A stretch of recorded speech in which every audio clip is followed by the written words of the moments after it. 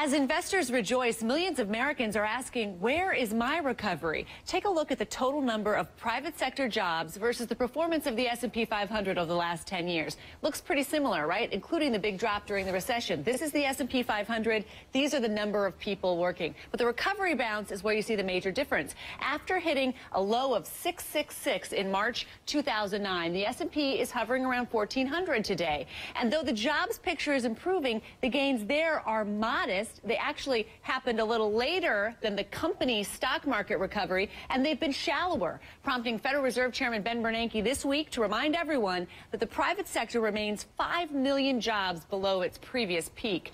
Rana Foroohar is assistant managing editor for Time. Bob Herbert is senior fellow at Demos. And Stephen Moore is an editorial writer for the Wall Street Journal. Bob, the economy is adding jobs. We can see that from those charts. The unemployment rate is falling. No question about that. But is this a statistical jobs recovery or evidence that life is actually improving for anybody, really? Well, there is really a recovery in jobs. We're getting a couple 100,000 jobs, a little more a month. But 2 quick points. One, we were in such a deep hole that is not really enough to help us climb out of the hole.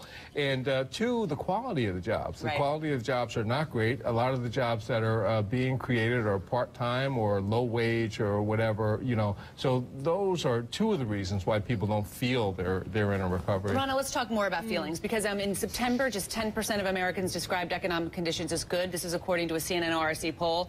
That number has risen steadily. Today, you've got 3 in 10 Americans who say things are going well.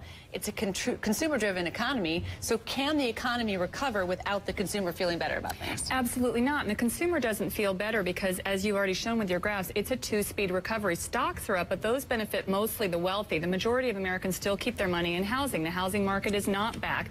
Meanwhile, wages have been flat throughout not only this recovery, which has taken longer than any other in history, but really since the 70s. I mean, the average working person hasn't gotten a raise in America since 1968. Wow. Okay, this week I spoke with the CEO of FedEx, the founder and CEO of FedEx, Fred Smith. We were in Washington. Naturally, I wanted to know what message he wanted to send our political leaders on behalf of business. Well, the country simply does not have an adequate growth rate to provide an increased standard of living, which the economy's not doing well enough. It's not doing well enough. Our growth rate has gone down from almost 4% to about 2% over the past 30 years, and that's not enough to both improve people's standards of living, provide full employment.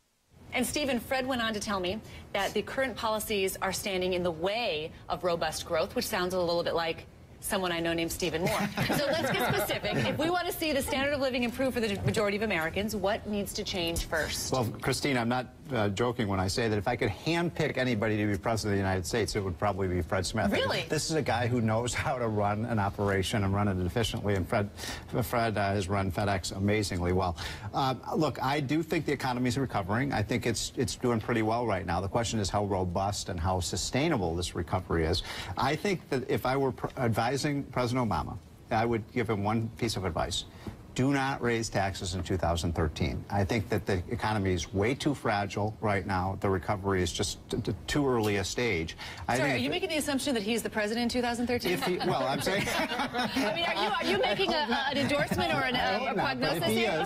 Look, I just think it's a big mistake to be... the economy is doing well. I worry that starting in September, October, as people say, wait a minute, we're going to face this big tax tsunami starting in January. Capital gains going up, dividends going up, small business tax going up. I'm not sure the economy can withstand that. And second of all, I do think we should have a much more aggressive energy policy that exploits our own natural resources. If I can just talk about the tax issue for a minute, though, I think if you look historically, in the periods in this country where we had the greatest growth, 50s and 60s, we also had much higher tax rates. I just think that argument doesn't wash. And in terms of a CEO president, I mean, I would make the point that actually running a company and running a country are 2 different things. And in fact, there's a huge bifurcation between the fortunes of companies and the fortunes of most rich nations right now, and that's the divide we're talking about. It's so interesting you go back to the 50s and 60s. The last time anybody got a raise, the American worker got a raise was 1968. I want to ask you, this is also at the same time concurrent with huge, rapid technological innovations that have fostered globalization. And we see the world changing. I say this every week, right? We see the world changing, Bob, faster than American families can keep up.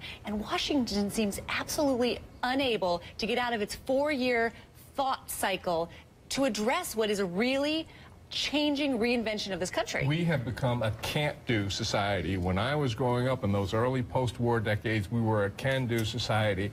And one of the main things we did then was invest in the future of the United States and in the American people. The reason I think taxes have to go up are twofold. One, we have these enormous budget deficits. We have to begin to get some handle on them at some point. But even more important, we have to make some investments in our infrastructure, in education, in other areas, research and development. And that's where you'll get the new ideas, the innovation, the new industries that will power the American future. You know, interestingly enough, April 1st, the United States becomes the highest corporate income tax rate country in the world. Look, that's a bogus issue, no, it's because important. The corporations are not paying that tax. Look, you asked anyone who's running a major corporation, and even President Obama's own economists say this is putting America at a competitive disadvantage. Why do they have so many trillions of dollars? Why are they sitting on these trillions of dollars in these corporations? Because they're very reluctant to invest. But I just want to make one point. This idea, but it's not because they're very risk averse right now because of policy. But I have to say this in terms of a positive note. This idea that the American middle class has not made advances since the late 1960s is crazy. The average middle class family, when you take into account all the things that we have today, 40 to 50% better off than they were in the 1960s. So this idea we haven't made economic progress, I just think So we it's have really, record, very so we have record rates of poverty, but at least we have cell phones? We have, I mean, access to much better health care. We have access to goods and services. Would anybody actually today want to go back to the way people lived in the 1950s? No one said there haven't been improvements in the society in the past half decade. I would never argue that point. But middle class families have really struggled, and one of the ways they've kept themselves above, or among the ways they've kept themselves above water, is women have gone into the workforce, wives and mothers. That's true. People are working. Wait. Just a minute. People are working longer hours. This is a pet peeve of mine. And they took on tremendous amounts of debt. Yeah, but women, the idea that women weren't working in the 1950s and 60s not to the same degree. They were working 60 hours a week housework. You could have a middle class standard of living in the 1950s and 60s on a single income if you had a middle class job. This is not a gender issue. I'm talking about paid work. I'm talking about paid work. I'm not saying that, and I also think it's a good idea that women went into the workforce. So I'm not being critical of that, but I'm saying they had to do that to keep the families above water economically. We've tried to basically cover up this downturn in incomes for the last 40 years with two incomes, with another thing. But let's put a couple of facts on the table here.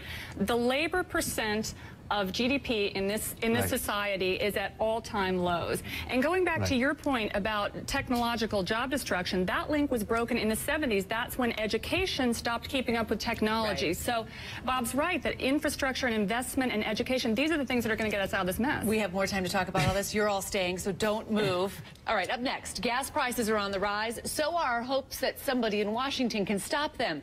Are we being unrealistic? Plus, building on bricks. That's bricks without a K. We're talking Brazil, Russia, India, China, South Africa. Newly emerging economies all meeting in India this week, and Allie's there too.